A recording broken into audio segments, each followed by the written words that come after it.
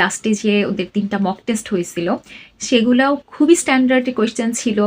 Main exam হলেও মনে হচ্ছিল যে কিছু কোয়েশ্চেন ওইসব মক টেস্ট থেকে হুবহু তুলে দিছে, এমনও লাগতেছিল। এবং তখন সত্যি মনে হচ্ছিল আমি একটা সোনার হরিণ হাতে পাইছি।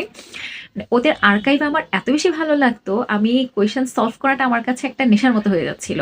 যে আমি রাস্তায় যাচ্ছি, বাসে করে বা মেট্রোতে দাঁড়ায় আমি দাঁড়ায় দাঁড়ায় কোয়েশ্চেন সলভ করতেছি। তো সব মিলে মেডিকেল হায়ার স্টাডি অ্যাপের হাত ধরে আসলে একটা কমপ্লিট প্রিপারেশন নেওয়া আমার পক্ষে সম্ভব হয়েছিল। আসসালামু আলাইকুম, আমি ডক্টর ইসরাত আরা।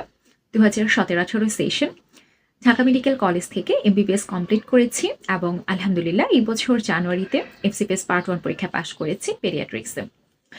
আমি যখন 5th ইয়ারে পড়ি তখন থেকে আসলে ডিটারমাইন্ড ছিলাম পেডিয়াট্রিক্সে আমার ক্যারিয়ার করব। এজন্য আমি চেষ্টা করেছি ইন্টারনেট শুরু থেকেই একটু একটু এক্সাম ওরিয়েন্টেড থাকার জন্য। বিভিন্ন জায়গা থেকে পুরান বছরে কোয়েশ্চেন কালেক্ট করার চেষ্টা করতাম। ফেসবুকে বিভিন্ন ফ্রি গাইডলাইন সেশন হতো, ওগুলাতে অ্যাটেন্ড করতাম, সিনিয়রদের থেকে পরামর্শ নিতাম। আমি চাচ্ছিলাম এমন কিছু একটা যেখান থেকে আমি বেশি বেশি করে প্র্যাকটিস করতে পারবো। মানে আমার উত্তরের ক্ষেত্রে যে কনফিউশনগুলো তৈরি হচ্ছে, এই কনফিউশন থেকে আমাকে বের করতে পারবে।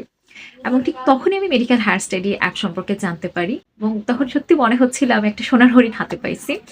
মানে ওদের আর্কাইভ আমার এত বেশি ভালো লাগতো, আমি কোয়েশ্চেন সলভ করাটা আমার কাছে একটা নেশার মতো হয়ে যাচ্ছিল। যে আমি রাস্তায় যাচ্ছি, বাসে করে বা মেট্রোতে দাঁড়ায় আমি দাঁড়ায় দাঁড়ায় কোয়েশ্চেন সলভ করতেছি। মানে এমন একটা অবস্থা হয়ে গেছিল। এবং লাস্টে যে ওদের 3টা মক টেস্ট হয়েছিল সেগুলাও খুবই স্ট্যান্ডার্ড কোয়েশ্চেন ছিল। মেইন এক্সাম হলেও মনে হচ্ছিল যে কিছু কোয়েশ্চেন ওইসব মক টেস্ট থেকে হুবহু তুলে দিছে, এমনও লাগতেছিল। তারপর লাস্টে আমাদের কিছু সাজেশনস দেওয়া হয়েছিল।